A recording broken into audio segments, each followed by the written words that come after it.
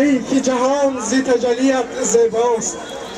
سلام ای که سکوتت سکوت کوکبه ها. سلام ای که نوایت نوای باران هاست.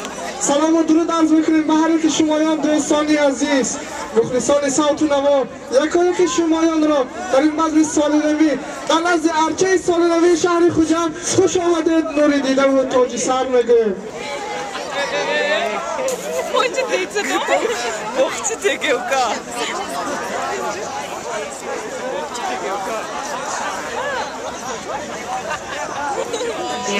Hoje deita dois mortes. Deita. Hoje eu sei que grande prova.